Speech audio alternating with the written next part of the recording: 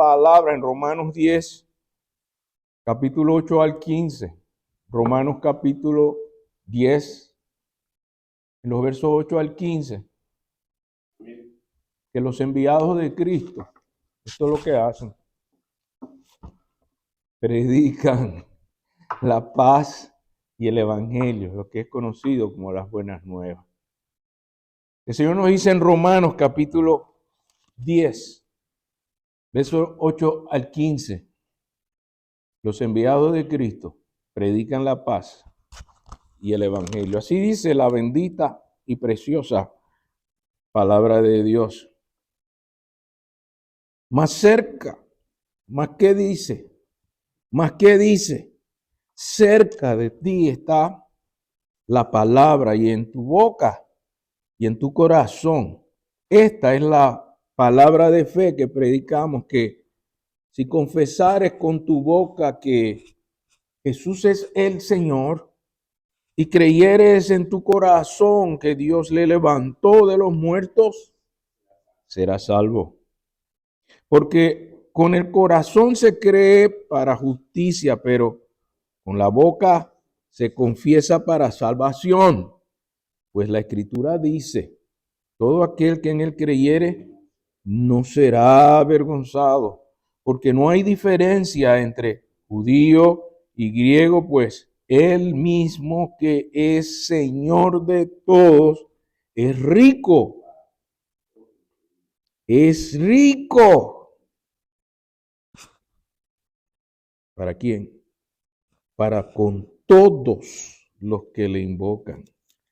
Porque todo aquel que invocare el nombre del Señor será salvo. ¿Cómo pues invocarán a aquel en el cual no han creído? ¿Y cómo creerán en aquel de quien no han oído? ¿O cómo oirán sin haber quien les predique? ¿Y cómo predicarán si no fueren enviados? Como está escrito, cuán hermosos son los pies de los que anuncian la paz, de los que anuncian buenas nuevas. Gracias, Señor, porque tú haces bien claro tu mensaje y tu palabra nos dice que hay una misión que cumplir y que el recurso más poderoso lo tenemos en ti, en tu Santo Espíritu, para poder salir en tu nombre. Señor, haznos sensible. El que tenga oído, que oiga lo que el Espíritu dice a la iglesia. Tú nos has llamado, tú nos has enviado. Haznos consciente de este llamado y de este envío para la extensión de tu reino y para aquellos que están perdidos sin esperanza, conozcan que Jesucristo es el Señor para la gloria del Padre.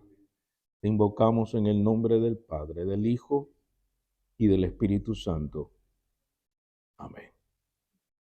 Cada vez más se escucha, cada vez más nos damos cuenta que se anuncian tragedias con muertes y destrucción perturbadora. Las imágenes son, a veces lo dicen los medios de comunicación, muy sensibles. Y nos advierten, tenga cuidado con estas imágenes, por la destrucción perturbadora y la muerte que se está dando tan constante. Mas Dios muestra su amor para con nosotros. Con su misericordia, Él nos brinda este mensaje y nos dice, hay un pueblo llamado, hay un pueblo enviado, hay un pueblo en misión. Y los enviados de Cristo predican la paz y el evangelio en un mundo tan perdido. En primer lugar, nos damos cuenta que el mensaje claro de Dios en Romanos 10 nos dice que, más que dice, que cerca de ti está la palabra. ¿Sabe usted que la palabra de Dios es el libro que más se produce, el más bestseller del mundo? ¿Sabía usted que La Biblia está cerca de nosotros por más de 1500 años, de 5 a 7 mil millones de copias de la palabra de Dios, para los que llevan los números, para que sepan por qué la palabra de Dios nos dice cerca de ti está la palabra. Es la que más se produce según la Sociedad Bíblica Británica y extranjera en el 2021. Cerca de 5 a 7 mil millones de copias. Tuvimos la dicha de trabajar como coordinador de las sociedades bíblicas en Panamá y nos dimos cuenta cómo está la producción, cómo está la interpretación de la Biblia en los idiomas, más de 700 idiomas, y todavía faltan. De esto, cada uno de 5 personas en el mundo, es decir, 1.500 millones de personas, no tienen una Biblia en su propio idioma que ellos dominan o que ellos conocen. ¿Y por qué esto es importante? Porque lo leímos esta mañana en Apocalipsis 7:9, cuando se ve la multitud. ¿Qué dice Apocalipsis capítulo 7, versículo 9? Que esa gente que fue impactada con el poder de la palabra, ¿de qué número está hablando? Multitudes de multitudes incontables. Por eso hablamos de cuántos miles de millones, porque Apocalipsis lo proclama así en Apocalipsis capítulo 7, versículo 9. No se trata solamente de la multitud, sino de las familias, cómo se reúnen por tribu y cómo hablan en lenguajes, en lenguas distintas. Y la Biblia habla de eso en Apocalipsis 7, versículo 9, cuando dice: después de esto miré, y aquí una gran multitud. ¿Qué gran multitud era? Dice, la cual nadie podía contar. ¿De qué lugares? De todas las naciones. Y recuerda que ellas están distribuidas como en tribus y pueblos y lenguas, que estaban delante del trono y en la presencia del Cordero, vestidos de ropa blanca y con palmas en las manos. ¿Ven por qué la prioridad, la urgencia y la importancia de llevar esa palabra que está cerca de nosotros a todas las tribus y naciones en sus lenguas? Cuando vimos ese video de 1.5 minutos esta mañana, ¿hasta dónde puede llegar esa palabra para que esté cerca de su boca y de su corazón? Es que lo pueden entender en su propio idioma.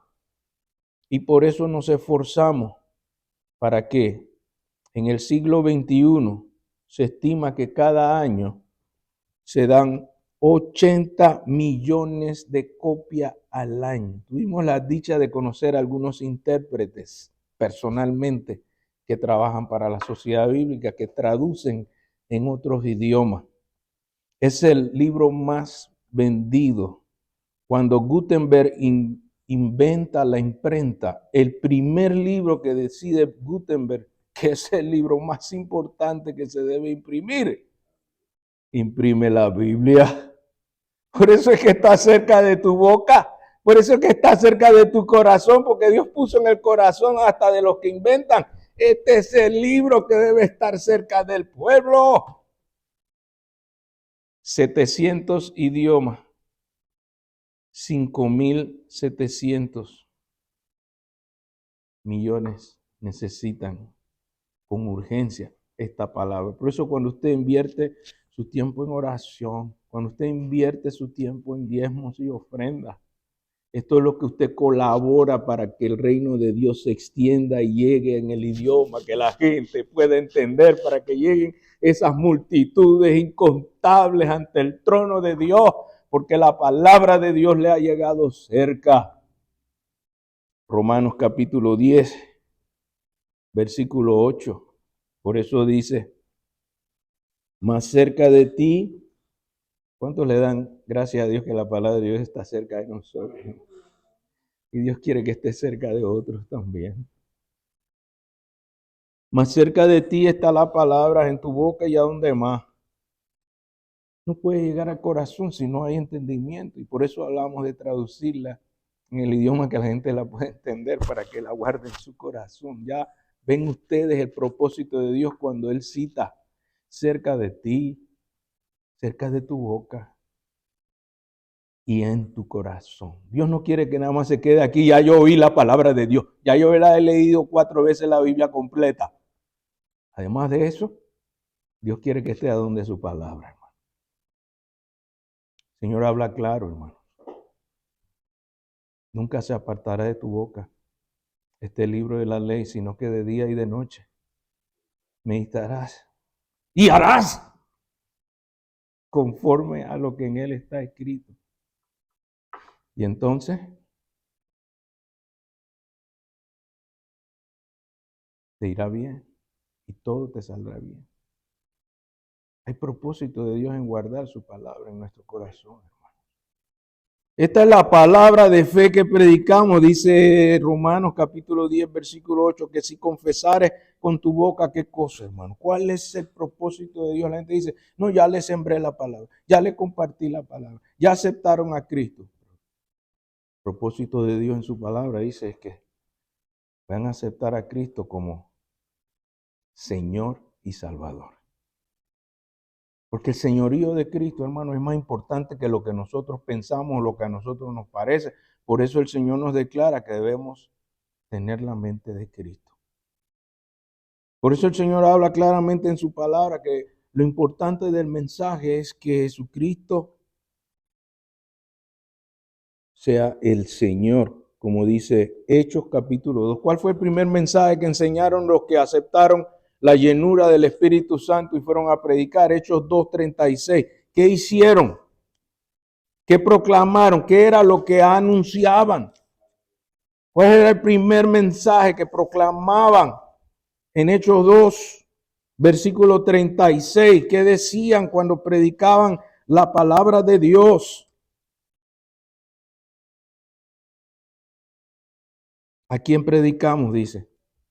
Sepa pues ciertísimamente toda la casa de Israel que a este Jesús, a quien vosotros crucificasteis, Dios le ha hecho que Señor y Cristo, el Mesías, el enviado.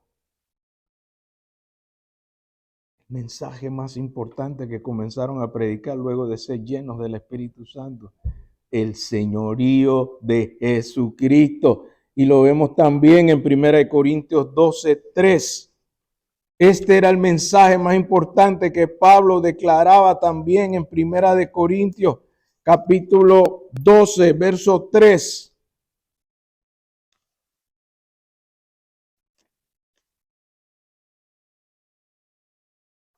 Y esto aquí trae algo importante, dice, por tanto, os hago saber que nadie que hable por el Espíritu de Dios llama anatema a Jesús y nadie puede llamar a Jesús Señor sino por, ¿se acuerdan? En Hechos fueron llenos del Espíritu Santo y por eso su mensaje comenzó hablando del señorío de Jesucristo, mientras otros decían que ese no podía ser el Mesías que iba a librarlos del imperio romano y le llamaban anatema.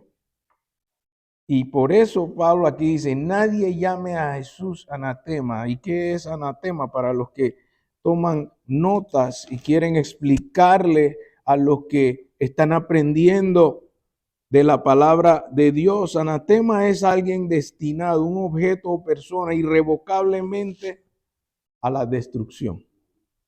Es un maldito, mal destino. Cuando alguien llama a alguien anatema, como aquí algunos de los fariseos querían decir que Jesús no era el Mesías y que era un anatema, estaban declarándole maldición y que iba a terminar en destrucción y por eso lo crucificaron. Por eso en Hechos los apóstoles les dicen, miren, este a quien ustedes crucificaron, Dios lo ha hecho a él, Señor y Cristo. Y por eso resucitó, porque no podía ser destruido. Él venció a la muerte y venció al pecado. Y por eso no es digno de que le llamemos anatema. Recuerden, para los que están tomando nota, anatema, otra palabra que se usa es horma, Horma, horma, que es anatema. Eso es lo que significa la palabra anatema, horma, persona, objeto irrevocablemente dedicado a lo mundano para ser destinado a la destrucción, maldito. Eso es lo que significa anatema. Y esto se ve en Números capítulo 21, versículos 2 al 3. Esta palabra, cómo se usa en Números capítulo 21, versículos 2 y 3. ¿Cómo se usa esa palabra anatema? En Números capítulo 21, versículos 2 y 3. ¿Cómo es que lo describe Números 21, versos 2 y 3? Anatema, horma, dice así. Entonces Israel hizo voto a Jehová y dijo: si en efecto entregaste este pueblo en mi mano, yo destruiré sus ciudades. Y Jehová escuchó la voz de Israel y entregó al cananeo y los destruyó a ellos y a sus ciudades, y llamó el nombre de aquel lugar Horma, que significa anatema, destinado a la destrucción, maldito. Ahí está el uso de la palabra anatema en su original en hebreo, horma, anatema. Y también lo vemos en destrucción, maldición, destinado a la destrucción. Y también vemos esta palabra utilizada en Josué capítulo 6, versículos 16 al 19. En Josué encontramos también el uso de esta palabra. Josué capítulo 6, encontramos cómo se usa esta palabra anatema. Josué capítulo 6, versículos 16 al 19. La palabra anatema aquí se usa también en Josué capítulo 6, versículos 16 al 19, y dice así la bendita palabra de Dios. Y cuando los sacerdotes tocaron bocina la séptima vez, Josué dijo al pueblo: gritad, porque Jehová os ha entregado la ciudad, y será llamada ciudad, ¿qué? Ciudad anatema a Jehová, con todas las cosas que están en ella. Solamente Rahab, la ramera, vivirá con todos los que estén en casa con ella, por cuanto escondió a los mensajeros que enviamos. Pero vosotros guardaos del anatema, ni tocáis ni toméis alguna cosa del anatema, no sea que hagáis anatema al campamento de Israel y lo turbéis, mas toda la plata y el oro y los utensilios de bronce y de hierro sean consagrados a Jehová y entren en el tesoro de Jehová. Ahí está el uso de la palabra anatema, no solo a una persona, pero a las cosas también que están destinadas para destrucción, maldición. Eso es anatema, eso es horma. Y por eso dice la palabra: a Jesucristo no le llaman anatema, porque Él no está destinado a la destrucción. Él se levantó al tercer día y resucitó para la gloria de Dios, para que se sepa que este es el Señor, este es el Cristo. Bendito sea el Señor, porque nos habla claro en su palabra. En Romanos capítulo 10, en los versos 8 al 9, encontramos que si confesares con tu boca que Jesús es el Señor y creyeres en tu corazón que Dios le levantó de los muertos, ¿qué va a pasar? Creyendo en tu corazón, dice el verso 9, no creyendo solo de boca. Hay que confesar de boca, pero hay que creer de corazón. Mire cómo habla clara la palabra de Dios. El Señor nos está diciendo cómo es este proceso de transición, de ser nueva criatura, de nacer de nuevo, hacer a Jesucristo Señor, confesarlo, creer de corazón. Qué hermosa la palabra de Dios. En segundo lugar, nos habla que la palabra de Dios declarara esta santa palabra en los versos que continúan, porque con el corazón se confiesa, se cree para justicia, pero con la boca se convierte y se confiesa para salvación. Todo el proceso, ahí la palabra de Dios lo explica. La Biblia se explica a sí mismo. Y en el verso 11 dice, pues la escritura, ¿se dan cuenta, hermano? No es cuestión de opiniones de hombres. ¿Usted quiere saber la opinión de Dios? ¿Dónde está? La escritura. Entonces por eso usted ve que el verso 11 dice, no te pongas a estar midiendo quién y quién no, si es salvo o no. No, eso es cosa y obra de Dios. Él es el que cambia. El poder del evangelio es el que transforma y nos hace nueva criatura.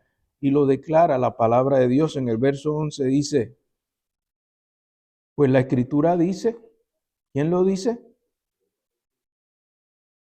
Dice la escritura, todo aquel que creyere no será avergonzado. Y no está hablando de la vergüenza que uno pasa cuando la gente se burla de uno por ser cristiano. Más que eso es que en aquel día el Señor dice que si me confiesas ante los hombres, yo también te confesaré delante del Señor. Pero si te avergüenzas, yo también me avergonzaré. Pero el que cree, dice, no será. De esa vergüenza que el Señor está hablando. Así que tenga bien sufrir por Cristo. Tenga bien pasar desprecio. Tenga bien ser perturbado con oprobio, con burlas. De él se burlaron. A los suyos vino y los suyos no lo recibieron. Pero luego se levantó a la gloria. Y nos está diciendo, hermanos, no se concentren en lo circunstancial, en lo difícil, en lo vergonzoso que pueda ser hablar de Cristo. Porque Él no se avergonzará de nosotros si testificamos que Jesucristo es el Señor para la gloria del Padre. El Señor nos está hablando, más que vergüenza y tribulación, por encima de eso viene la gloria. A eso nos quiere llevar el Señor. Que va a haber tribulación, que va a haber angustia, que va a haber desesperación, eso es parte del proceso. Pero en todo esto Dios se puede glorificar y nos puede llevar hasta su gloria. Amados, aquí hay un llamado de Dios.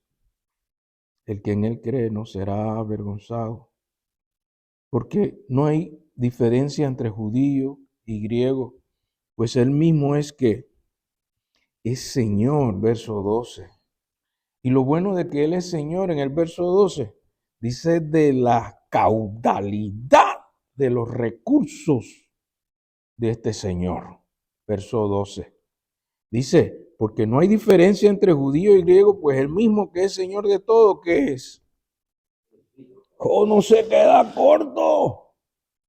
No hay escasez en los recursos de Dios. Porque Él es rico. ¿Cuántos saben que Él es rico? Que hay riquezas de su gloria, que están allí para nosotros los que sufrimos por Cristo. Nada se compara con la riqueza que tiene el Señor. ¿Para quiénes? Dice el verso 12. ¿Para quiénes? Para todos los que le invocan, dice el verso 12. ¿Ve cómo la palabra de Dios habla muy clarito, mis amados? Esa riqueza en gloria son para los que le buscan espíritu y en verdad y le invocan de todo corazón. Ahí hay riqueza de Dios, de su gloria. Verso 13. Porque todo el que invocare el nombre del Señor será salvo aún de este tiempo de desesperación y de perdición en que vivimos. Invoque al Señor de todo corazón y el Señor hará su propósito. No importa por lo que estemos pasando, hermano. Si invocamos el nombre del Señor, Él va a hacer su parte. ¿Cuántos creen que Dios hace su parte? ¿Cuántos creen que Dios cumple sus promesas? Por encima de lo que sentimos, miramos la circunstancia, podemos invocarle. Pero ahora llega la última parte de este mensaje que el Señor nos invita en el verso 13. Viene con preguntas. Y la pregunta es,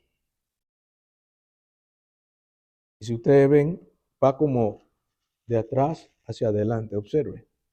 Comienza diciendo la pregunta: ¿cómo pues invocarán a aquel en el cual no han creído? Para ser salvos, ¿qué tienen que hacer primero?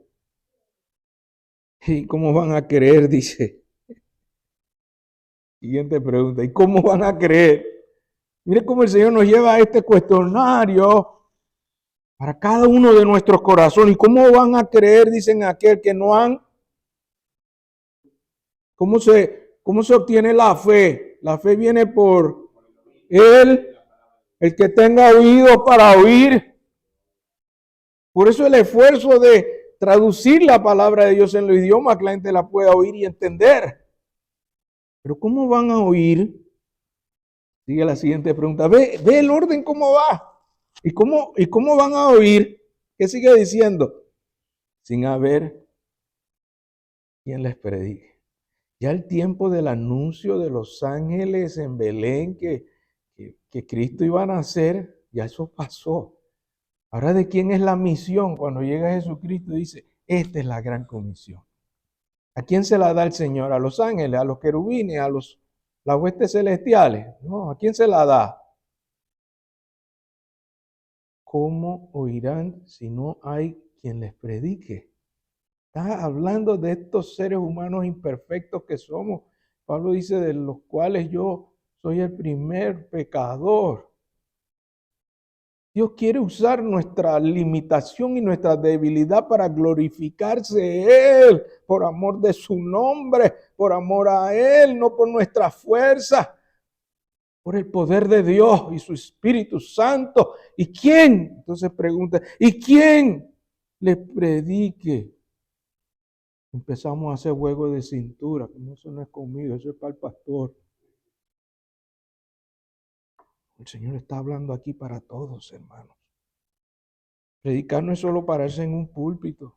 Predicar es vivir la palabra cada día en nuestros hogares, en nuestros lugares de trabajo, en la calle, en la parada, en Walmart, en la tienda. Esos son los predicadores que el Señor quiere hable del señorío de Jesucristo. Y la gente te pregunta, ¿y cómo está la cosa? Está dura. Sí, pero todo tiene solución menos la muerte. Allí es donde usted puede empezar a hablar. ¿Sabe que también hay solución para la muerte? Hay uno que ha vencido la muerte y es el Señor de mi vida que me da la esperanza de ir más allá de la muerte. ¿Quieres conocerlo? Quiero presentarte a mi amigo. Es el momento en que prediquemos en cada lugar, en tiempo y fuera de tiempo, en el templo y fuera del templo. A esos predicadores que Dios está llamando. ¿Y cómo predicarán? Verso 15. Recurso. El Señor está hablando y que van a predicar. Dice, ¿y cómo predicarán si no fueren qué? Si no fueren enviados, como está escrito. Cuán hermosos son los pies de los que anuncian la paz, de los que anuncian buenas nuevas. Y la pregunta sigue desde Isaías, hermano. El Señor nos está preguntando desde el profeta Isaías. Isaías capítulo 6, versículo 1 al 8. ¿Cómo van a predicar si no han sido enviados? Ah, no, pastor, yo estoy esperando que el Señor me diga. El Señor ya dijo. Isaías capítulo 6, 1 al 8. El Señor sigue preguntando mientras nosotros estamos como que, me habrá preguntado a mí. Isaías capítulo 6, 1 al 8, el Señor está diciendo, ¿quién va a ir en nuestro nombre? Yo estaba pensando que el pastor era que me iba a decir, no. El llamado es de Dios, hermano. Los hombres nada más confirmamos que Dios te ha llamado. Pero el que está llamando en Isaías capítulo 6.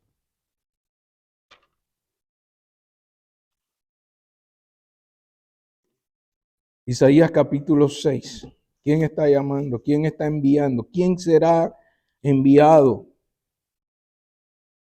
Isaías 6, 1 al 8 dice: en el año que murió el rey Usías, vi yo al Señor sentado sobre un trono alto y sublime, y sus faldas llenaban el templo. Por encima de él habían serafines, cada uno tenía 6 alas, con 2 cubrían su rostro, con 2 cubrían sus pies, y con 2 volaban. Y el uno al otro daba voces diciendo: Santo, Santo, Santo, Jehová de los ejércitos. Toda la tierra está llena de tu gloria. Y los quiciales de las puertas se estremecieron con la voz del que clamaba, y la casa se llenó de humo. Entonces dije: ay de mí, que soy muerto, porque siendo un hombre inmundo de labios, y habitando en medio del pueblo que tiene labios inmundos, ha visto mis ojos al Rey, Jehová de los ejércitos. Y voló hacia mí uno de los serafines, teniendo en su mano un carbón encendido, tomado del altar con unas tenazas, y tocando con él sobre mi boca, dijo: he aquí que esto tocó tus labios, y es quitada tu culpa, y limpio tu pecado. Después oí la voz del Señor que decía: ¿a quién enviaré? ¿Y quién irá por nosotros? Entonces respondí yo: heme aquí. No, y se envía a otros. Heme aquí. Envíame a mí. Isaías se declaró inmundo. Y el Señor dice: yo soy el que justifico. Yo soy el que perdona y limpia pecados. Yo solo quiero saber si tú estás huyendo. ¿Quién irá por nosotros? ¿Cuántos pueden oír su voz llamando? ¿Cuántos pueden decirle hoy: Señor, yo escuché tu palabra? Yo escuché que tú estás hablando. ¿Quieres gente que vaya en tu nombre? Aquí estoy, Señor. ¿Cuántos se levantarán con su pastor y le dirán: Señor, venme aquí, indigno, pecador, creyendo que tú tienes el poder para tocar mi vida y limpiarme y hacerme instrumento digno? ¿Cuántos se levantarán hoy con su pastor y dirán: Dios, yo oí la pregunta, ¿quién irá? ¿Quién será enviado? Señor, yo estoy dispuesto con todas mis limitaciones, imperfecciones y fallas. Tú eres el que me puedes perfeccionar. ¿Cuántos se levantarán esta mañana y le dirán: Señor, heme aquí? ¿Cuántos le dirán: sí, Señor, tú hablaste, tu pueblo oye?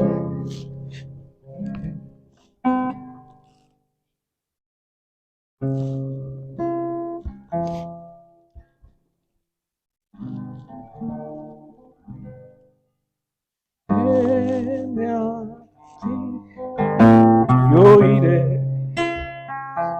Yo estoy dispuesto, Señor. Heme aquí, yo iré, Señor. Envíame a mí, envíame, que dispuesto estoy. Llevaré tu gloria a las naciones. Envíame a mi Señor, sí. Heme aquí, yo iré, sí, yo iré, yo yo estoy dispuesto, porque tú estuviste dispuesto a morir por mí. Envíame a mí, que dispuesto estoy. Llevaré tu gloria a las naciones.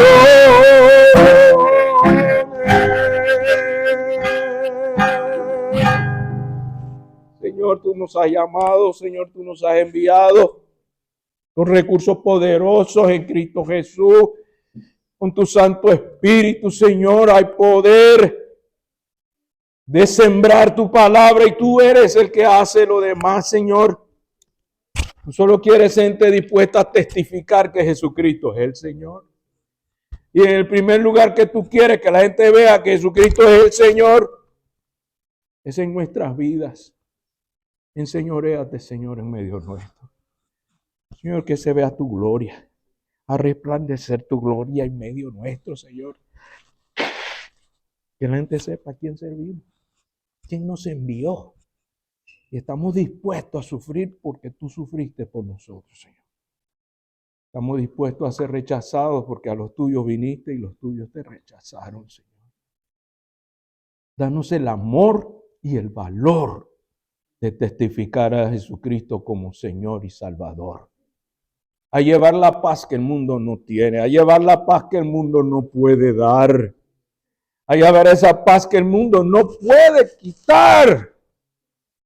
Paz en medio de la tormenta, tú nos has enviado a predicar el evangelio que transforma y hace nuevas criaturas, de modo que si alguno está en Cristo, nueva criatura es. Señor, úngenos con tu sabiduría para saber cómo y cuándo el momento. Danos la gracia, Señor, para crecer en conocimiento y en gracia para con Dios y con los hombres. Señor, levanta a tu pueblo. Levántame a mí para obedecer tu palabra, Señor. No solo queremos estar de acuerdo contigo, no queremos ser solamente oidores, sino también hacedores. Te invocamos en el nombre del Padre, del Hijo y del Espíritu Santo. Amén. Demos la bendición.